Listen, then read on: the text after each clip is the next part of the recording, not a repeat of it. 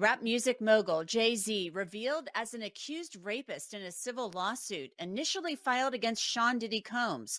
The two stars, now accused of raping a 13-year-old girl at an after party decades ago. I have 7 shocking details from the suit and what Jay-Z, Combs, and the accuser's lawyer are all saying about it. They expose the entire systemic, structural lie that has shielded the most powerful man in hip-hop for decades. This is not about one shared track or a party photo. This is about Diddy and Jay-Z's shocking secret connection uncovered. Jay-Z, of course, is one of the biggest names in rap music, and he has been a longtime friend and associate of Sean Diddy Combs. Now he's being revealed as the name behind Celebrity A in a lawsuit filed by a Jane Doe from Alabama, who claims that Combs and now Jay-Z raped her in the year 2000. And in a bit, I'm going to tell you what both Jay-Z and Sean Combs are saying about this lawsuit, so stay tuned for that. Combs is currently in federal custody, accused of racketeering and sex trafficking, and he's pleaded not guilty to those charges. The sex trafficking charge filed against Combs relates to allegations made by his ex, Cassie Ventura,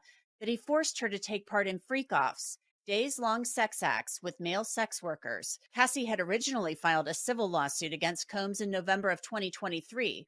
That suit, of course, was settled in record time within a day. Before that, Combs's lawyers say that Cassie's lawyers had made an offer to them that they could buy the rights to a book she was writing for $30 million in exchange for it never seeing the light of day. Cassie's lawsuit and the subsequent settlement seemed to open the floodgates for other women to file civil lawsuits against Combs. More than a dozen have been filed, including one by a Jane Doe in October. At the time the suit was filed, Combs was the main defendant, and 2 other celebrities were listed as Celebrity A and Celebrity B. Celebrity A was listed as a man and Celebrity B, a woman. Now attorney Tony Busby, after some legal back and forth with a demand letter and dueling lawsuits, says Celebrity A is Jay-Z, whose legal name is Sean Carter. The suit begins. Defendant Sean Combs, a.k.a. P. Diddy, a.k.a. Puff Daddy, a.k.a. Diddy, a.k.a. PD, a.k.a. Love, along with his longtime friend and collaborator Sean Carter, a.k.a. Jay-Z, drugged and raped a 13-year-old girl at an after-party following the 2000 Video Music Awards. Another celebrity stood by and watched as Combs and Carter took turns assaulting the minor. Many others were present at the after-party, but did nothing to stop the assault. Combs has been allowed for years to conduct himself in this manner without any consequences. The plaintiff says she was 13 at the time in January of 2000, when she said she went to the MTV Video Music Awards at Radio City Music Hall. She didn't have a ticket, so she approached limo drivers who were parked outside hoping to get in. The lawsuit says one of the limousine drivers she spoke to claimed to work for defendant Combs. The driver told her that Combs liked younger girls and said that she fit what Diddy was looking for. And while not allowing her into the awards, the driver invited her to an after-party. The driver stated that he had to drive Combs and others to the after-party first, but instructed plaintiff to return to his location after the event and that he pick her up after and take her to the after-party. While the woman says she was outside the VMAs talking to the limo drivers, inside it was a big night, particularly for Jennifer Lopez, who was at the awards show with her then-boyfriend, Sean Combs. They were a hot couple back then, and Lopez won the VMA for Best Dance Video. She was on top of the world that night. The woman claims that night, outside of Radio City Music Hall, she got into a limo with someone affiliated with Sean Combs. That suit says, after approximately 20 minutes, plaintiff arrived at a large white house with a gate U-shaped driveway. Once inside, 2 men asked plaintiff to sign a non-disclosure agreement, informing her that she could not discuss what happened at the after-party. She gave them her name and signed the form, but did not receive a copy. The Jane Doe described seeing celebrities, but those people... This opening segment is designed to hit hard and fast, revealing that a major hip-hop figure has been identified in a civil lawsuit tied to decades-old allegations. From a third-party view, this moment is about shock and framing, not proof. It establishes the seriousness of the claims, signals the scale of the figures involved, and immediately resets how the audience views long-standing industry narratives. The key takeaway here is awareness. Allegations have entered the legal record, and that alone changes the conversation. Celebrity B. Plaintiff immediately recognized all 3 celebrities. Combs aggressively approached plaintiff with a crazed look in his eyes, grabbed her, and said, "You are ready to party." Combs then threw plaintiff toward a wall, causing plaintiff to fall. Plaintiff got up and stumbled, at which point Combs grabbed her again and threw her on the bed. At that point, Carter began removing plaintiff's clothes as she grew more and more disoriented. Plaintiff was held down by Carter as he vaginally raped her, while Combs and Celebrity B watched. After Carter was finished, he stepped back toward the wall. Combs then stepped forward and vaginally raped plaintiff while Carter and Celebrity B watched. Combs then knocked plaintiff down and attempted to force plaintiff to perform oral sex on him. She fought back, standing up quickly and punching out at the same time, hitting Combs in the neck. Taken aback, Combs stopped his attempt. The allegations in this suit are very disturbing, and Sean Combs is denying the claims being made by the woman, who's now around 37 years old. Combs and his legal team said in a statement, "This amended complaint and the recent extortion lawsuit against Mr. Busby exposes his barrage of lawsuits against Mr. Combs for what they are: shameless publicity stunts designed to extract payments from celebrities who fear having lies spread about them, just as lies have been spread about Mr. Combs. As his legal team has said before, Mr. Combs has full confidence in facts and the integrity of the judicial process. In court, the truth will prevail that Mr. Combs never sexually assaulted or trafficked anyone, man or woman, adult or minor." And Jay-Z posted a lengthy statement on X calling the allegations heinous. "My lawyer received a blackmail attempt, called a demand letter, from a lawyer named Tony Busby. What he had calculated was the nature of these allegations and the public scrutiny would make me want to settle. No, sir, it had the opposite effect. It made me want to expose you for the fraud you are in a very public fashion. So no, I will not give you one red penny," in all caps. "These allegations are so heinous in nature that I implore you to file a criminal complaint, not a civil one. Whomever would commit such a crime against a minor should be locked away. Would you not agree? These alleged victims would deserve real justice if that were the case." This lawyer, who I have done a bit of research on, seems to have a pattern of these type of theatrics. "I have no idea how you have come to be such a deplorable human, Mr. Busby, but I promise you I have seen your kind many times over. I'm more than prepared to deal with your type." Jay-Z then talks about his family and the toll this will take on them. "My only heartbreak is for my family. My wife and I will have to sit our children down, one of whom is at the age where her friends will surely see the press and ask questions about the nature of these claims and explain the cruelty and greed of people. I mourn yet another loss of innocence. Children should not have to endure such at their young age. It is unfair to have to try to understand inexplicable degrees of malice meant to destroy families and human spirit. My heart and support goes out to true victims in the world who have to watch how their life story is dressed in costume for profitability by this ambulance chaser in a cheap suit. You have made a terrible error in judgment, thinking that all celebrities are the same. I'm not from your world. I'm a young man who made it out of the project of Brooklyn. We don't play these types of games. We protect children. You seem to exploit people for personal gain. Only your network of conspiracy theorists, fake physics, will believe the idiotic claims you have levied against me that, if not for the seriousness surrounding harm to kids, would be laughable. I look forward to showing you just how different I am." And lawyer Tony Busby, who filed the suit in the first place, is firing back also on X. Regarding the Jay-Z case and his efforts to silence my clients, Mr. Carter previously denied being the one who sued me and my firm. This portion pulls back to provide context, outlining Diddy's existing legal troubles and the broader wave of lawsuits surrounding him. As an observer, what stands out is the pattern: how one high-profile case can lower barriers for others to come forward. It explains timelines, settlements, and distinctions between criminal charges and civil claims. The commentary here emphasizes momentum and escalation, showing how legal pressure builds gradually before reaching a tipping point that captures public attention. His frivolous case under a pseudonym. What he fails to say in his recent statement is my firm sent his lawyer a demand letter on behalf of an alleged victim, and that victim never demanded a penny from him. Instead, she sought only a confidential mediation. Since I sent the letter on her behalf, Mr. Carter has not only sued me, but he has tried to bully and harass me and this plaintiff. His conduct has had the opposite impact. She is emboldened. I'm very proud of her resolve. As far as the allegations in the complaint filed, we will let the filing speak for itself and will litigate the facts in court, not in the media. I want to bring in Nima Rahmani. He is an entertainment attorney, and he's been following the whole Sean Combs ordeal very closely. So, Nima, your thoughts on Jay-Z being revealed as Celebrity A in this lawsuit? I know you and I discussed this a few weeks back. And Jeanette, I'm not surprised. You and I have speculated, as to who this might be. And I think it was really telling when Alex Spiro and Quinn Emanuel filed that extortion lawsuit against Tony Busby. It's pretty well known that Spiro represents Jay-Z and Rock Nation. So it was the most likely celebrity, and now it's been revealed that the allegations are indeed against Jay-Z. I think it's interesting, too, because Alex Spiro came out swinging about a month or two ago when something came up about Jay-Z and Beyonce on a Piers Morgan show. And he came out, sent some type of letter to Piers Morgan saying, you need to retract this, get rid of whatever was said about my clients.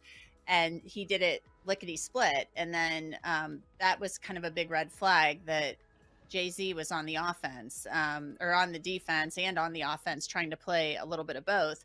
So, but the thing is, Jay-Z is saying this isn't true. He's filed a motion to dismiss this suit.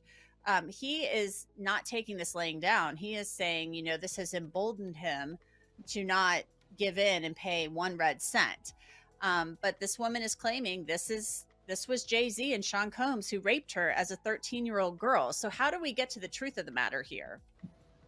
So what you would want if you are Busby and this now woman's lawyer is ideally you have some sort of corroborating evidence and a contemporaneous report. It can be challenging to bring these types of cases decades later. Now, it's really going to go in one of two ways. And we saw it with Diddy and Cassie Ventura.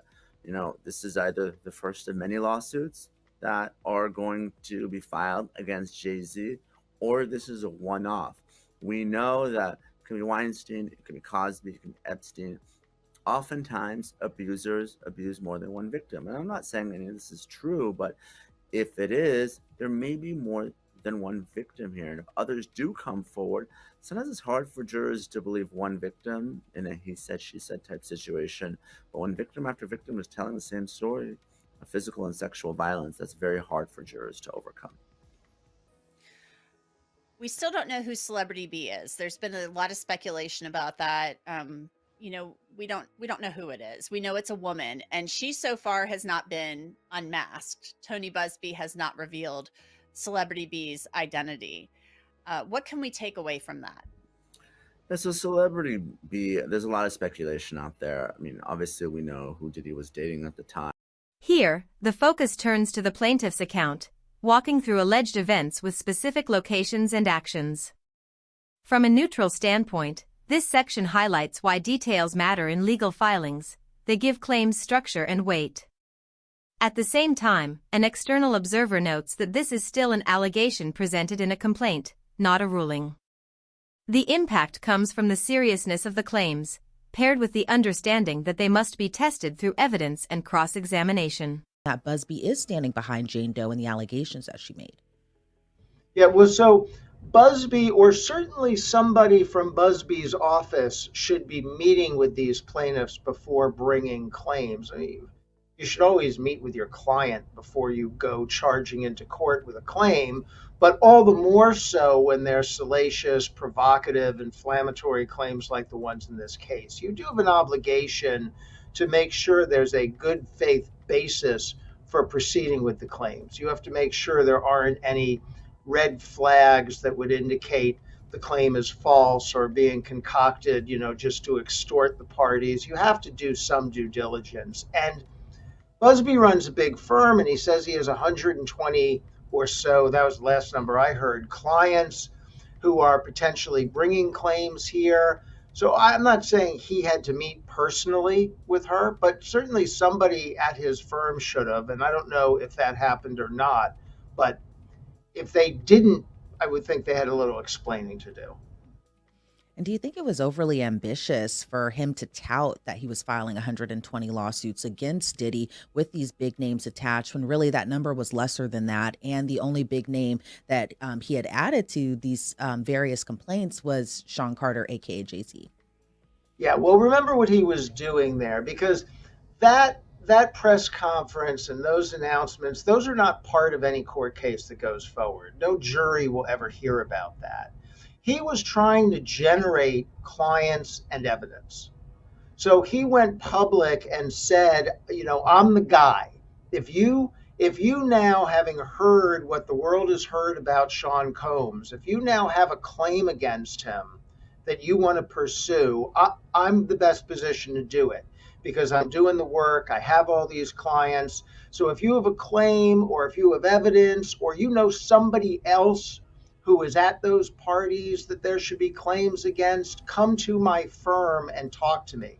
That was just a long-winded attorney advertisement. And I think that's one of the issues the defense lawyers have with him is that he's sort of been doing, self-promotion and attorney advertising in the midst of litigating the case. And sometimes it's hard to distinguish between the two.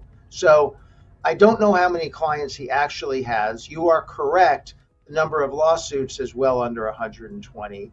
There's also a possibility that some of those clients have reached settlements already that are just confidential and we don't know about. Again, I have no idea if that's true, but that could be one explanation as to why there are 120 clients and less than 20 lawsuits. Yeah, because I even think Jay-Z was kind of making that point when he issued that scathing statement, kind of saying that, alleging that Tony Busby just wanted money out of him to make this all go away. He obviously didn't pay. This segment centers on the responses from those accused, particularly strong public denials and legal countermeasures. From the outside, this is about strategy rather than emotion. High-profile figures often fight on two fronts, the courtroom and public perception. This part shows how statements, motions to dismiss, and accusations of extortion are used to control narrative damage while legal processes unfold behind the scenes. That the plaintiffs didn't vet the claims enough and made representations in the complaint that could not have been true. And maybe with further analysis, they've come to a view that the allegations in the complaint are not so demonstrably false that you could prevail on a motion for sanctions. Remember, a motion for sanctions is really hard to win on. I mean, they're very infrequently granted, especially in a contentious case like this. So I wouldn't have expected it to be granted anyway. So the second possibility is that Quinn Emanuel just decided it's not the best motion. It's not our best. We have a separate motion to dismiss the complaint against our client. That's the motion that we want to see through. That's the motion we want the judge to focus on. We want her to focus on the merits and dismiss the claims against our client. We don't care about the sanctions stuff. We're going to get it go. And my third theory, which I have no basis for other than sheer speculation, I want to say that up front, is that there's some kind of deal here between the lawyers. The lawyers have accused each other, right? Busby's accused Quinn Emanuel of going after his clients and trying to get them to bring malpractice cases. Quinn Emanuel's gone after Busby and accused him of trying to drum up clients to bring claims against Combs and against Jay-Z. And maybe the attorneys have reached some sort of understanding about the ground rules. Maybe not, but maybe they have, and letting this motion go is part of that understanding. That would be my third possible reason. Yeah, and I know you mentioned that it's speculation, but I think by you kind of explaining that, I feel like that might also be very plausible. I want to go back to what you said during kind of your second explanation, where, I'm sure Jay-Z from his side, he probably wants this lawsuit just to be, or this complaint to be dismissed, or not even amended in the first place, made in the first place. Obviously, nothing goes away in the blink of an eye, excuse me. But in your opinion, watching all of this legal back and forth that's been unfolding these past few months, do you think there is enough to dismiss, or do you think at a point this will even get litigated? I think it's going to get litigated. If I had to guess, I haven't really studied the complaint against the motion to dismiss, so I don't have a advanced opinion about it. But my reaction to it is that the complaint accuses him of some very bad stuff, and that ought to be enough to move the case forward. That's my guess. Now, remember, at the outset of these litigations, we go through kind of a honing phase where the dispute is sort of narrowed down to certain parties and certain claims. And sometimes the motion to dismiss doesn't get rid of the case entirely, but it gets rid of some of the claims or it gets rid of some of the parties.